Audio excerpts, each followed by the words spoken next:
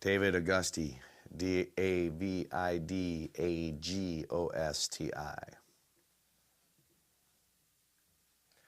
Paul Juhasz, Paul Juhaszz. Douglas Agosti, Douglasagosti. What was the scene like?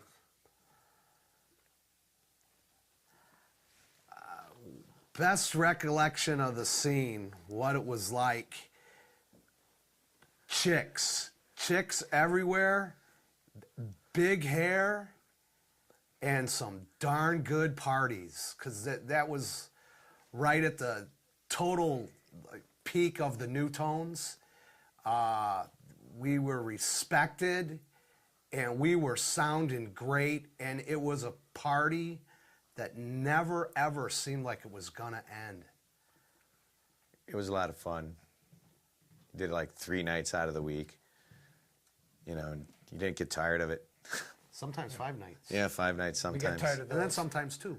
But it was a lot of fun. Had a lot of fun.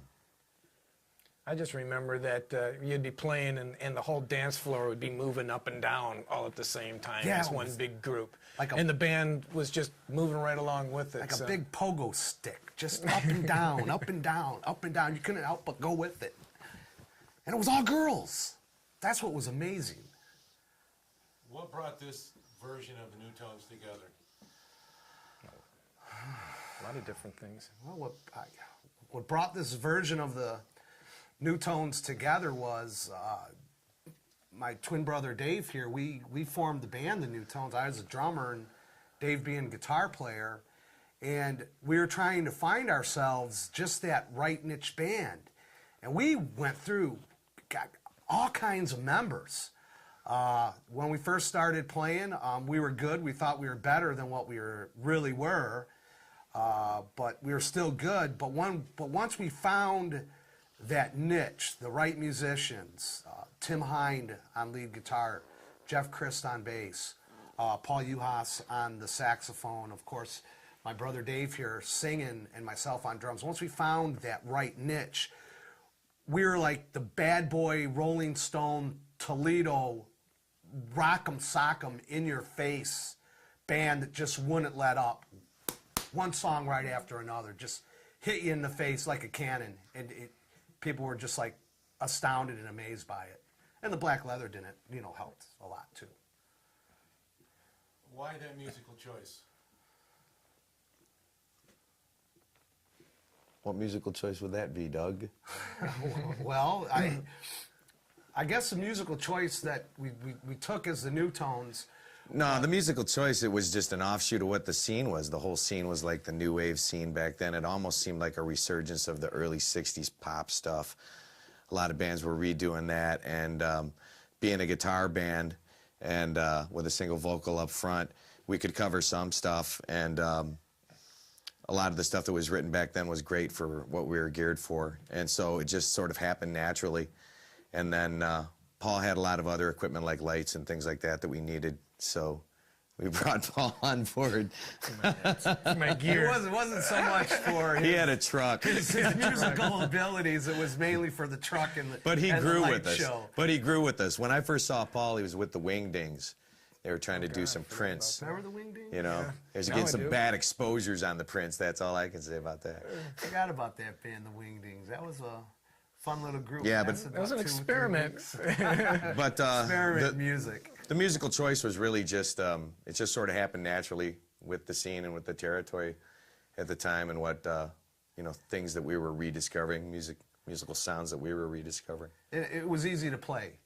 One reason why the musical choice was, one, it was easy to play. Very easy to play. 3, 4 chords, easy drum patterns. But there was a funness, a power pop essence to the songs that we selected to play, so that when we performed as a group, we were able to create an event and make it a one big party for all. Well, yeah, was the way we played the music. I mean, despite what song we picked and what era, if it was something that came out last week or came out 10 years, we played it the same way, with the same amount of energy. And you know, a lot of the stuff people didn't always, you know, recognize if they weren't tremendously familiar with the tune because of the way we played it. And, you know, what was the comments? Was that original? No, that was a tune from 8 years ago, but, you know, we're cranking it out in a different light. Attitude, just attitude all the way behind it, just attitude. It took a certain amount of effort to come out to a New Tone show as far as the crowd was concerned. Yeah, they came out to dance. They danced from the first song. They danced to the last song.